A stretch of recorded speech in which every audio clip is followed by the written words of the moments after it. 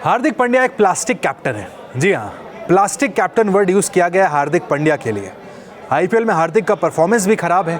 Mumbai Indians भी points table में struggle कर रही है, अनऑफिशियली कहें लेकिन टूर्नामेंट से बाहर हो चुकी है, एलिमिनेट हो चुकी है। ऐसे में हार्दिक पांड्या जो कप्तान है उन पर तो उंगली उठती थी, और के श्रीकांत भारतीय टीम के पूर्व खिलाड़ी, उन्होंने कह दिया है वो प्लास्टिक के कैप्टन है, कुछ भी उनके कंट्रोल में नहीं है, नहीं हो रहा है उनसे। सिर्फ श्रीकांत ही नहीं, मनोज तिवारी ने भी ये बात कही है। एक्स क्रिकेटर मनोज तिवारी का कहना है कि देखिए, खिलाड़ियों का जो विश्वास जीतना होता है, हार्दिक पांड्या उसमें नाकामयाब है। खिलाड़ियों का जो भरोसा है, हार्दिक पांड्या नहीं जीत पाए हैं। खिलाड़ी नहीं कर रहे हैं हार्दिक पांड्या पर ट्रस्ट। ऐसे में मुंबई इंडियंस कैसे जीतेगी? पॉइंट्स टेबल में स्ट्रगल कर रही है टीम, आईपीएल से बाहर हो चुकी है ऑलमोस्ट। अब यहाँ से सारे मैचेस जीतना तो असंभव है, तो आप मानकर चलिए कि टीम बाहर हो गई है। और हार्दिक पांड्या का परफॉर्मेंस भी सवालों के घेरे में है। सिर्फ 136 के स्ट्राइक रेट से हार्दिक पांड्या इस सीजन में रन बना रहे हैं। सवाल उठे कि भाई हार्दिक पांड्या को क्या हो गया? हार्दिक पांड्या तो ऑरा फार्मिंग के लिए जाने जाते हैं। हार्दिक पांड्या का तो अपना एक स्टेचर है, अपना एक ओहदा है कि वो जब खेलते हैं तो सामने वाली टीम सरेंडर हो जाती है। लेकिन हार्दिक पांड्या ना खुद चल रहे हैं, ना टीम से परफॉर्मेंस करा पा रहे हैं। ऐसे में अब plastic captain word Hardik Pandya के लिए यूज़ किया गया है। के श्रीकांत ने जो सीएसके वाला मुकाबला था जहां मुंबई इंडियंस हारी है, वहां पर हार्दिक पांड्या की धीमी पारी की आलोचना भी की है, और उसके बाद उनके खेल को, उनके डेटा को एनालाइज कर उन्हें प्लास्टिक कैप्टन बता दिया है। सीएसके वाले मैच पर बात करते हुए श्रीकांत ने कहा है, 23 गेंदों में 18 रन, ये क्या है? क्या एक प्लास्टिक कप्तान है? वो पार्टनरशिप देखिए, क्या इरादा था?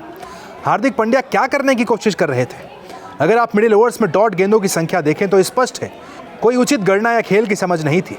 रन रेट उस चरण के दौरान बहुत तेजी से गिरा है। श्रीकांत का यह भी कहना है कि छठे 7वें ओवर तक 9 के आसपास रन रेट चल रहा था, लेकिन उसके बाद 6, 7, 5, 4 और 3 तक गिर गया। उनका कटाक्ष करते हुए कहा कि जब कप्तान खुद क्रीज पर हो और टीम संघर्ष कर रही हो तो वहां से वापसी की रणनीति नजर आनी चाहिए, तो जो पूरी तरीके से नदारत है। श्रीकांत का यह भी कहना है कि हार्दिक पांड्या की कमजोरी को अब गेंदबाजों ने और सामने वाली टीमों ने पकड़ लिया है। वो समझ गए कि हार्दिक पांड्या का प्लस पॉइंट क्या है, नेगेटिव पॉइंट क्या है। इसी के चलते सिर्फ 136 के स्ट्राइक रेट से हार्दिक पांड्या रन बना रहे हैं। बड़े बड़े शॉट्स खेलने के लिए जाने वाले हार्दिक पांड्या स्ट्रगल कर रहे हैं। एक तो उनकी बल्लेबाजी इस वक्त आती है जब टीम स्ट्रगल कर रही होती है, फंसी होती है। वहाँ पर आकर नेचुरल गेम हार्दिक पांड्या नहीं खेल पाते हैं, बिखर जाते हैं, और उसके बाद देखिए टीम ताश के पत्तों की तरह ढह जाती है। ऐसे में हार्दिक पांड्या पर तो सवाल उठने ही थे। जब भी एक टीम हारती है, कप्तान को सामने से आकर ये जवाब देना होता है। मैच के बाद उनसे पूछा भी गया कि भाई आज ख़राब दिन था। उन्होंने कहा ख़राब दिन नहीं, पूरा सीज़न ही ख़राब है, हर चीज़ पर काम करने की ज़रूरत है। अब देखना होगा अगले साल भी क्या हार्दिक पांड्या कैप्टन होंगे मुंबई इंडियंस के, क्योंकि मुंबई इंडियंस मैनेजमेंट कहीं ना कहीं हमने देखा है कि टफ कॉल्स लेने के लिए जाना जाता है।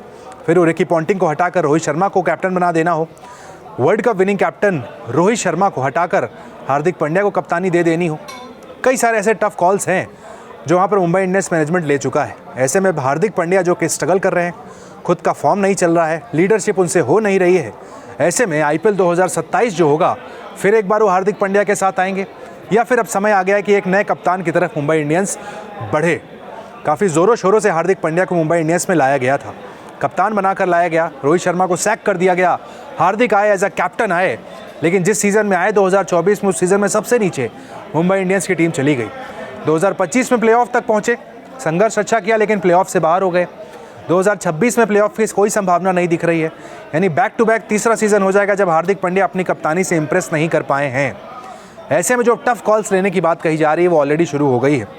सामने से आकर एक्स क्रिकेटर्स अगर आपके कप्तान को प्लास्टिक कैप्टन कहना शुरू कर दें तो समझ जाना चाहिए कहीं ना कहीं कप्तानी में, मैनेजमेंट में खोट तो नज़र आता है। अब देखना होगा मैनेजमेंट क्या टफ कॉल लेता है। क्या हार्दिक पांड्या खुद सामने से आकर कुछ कहेंगे? और अगर वो हटते हैं तो कप्तान कौन होगा?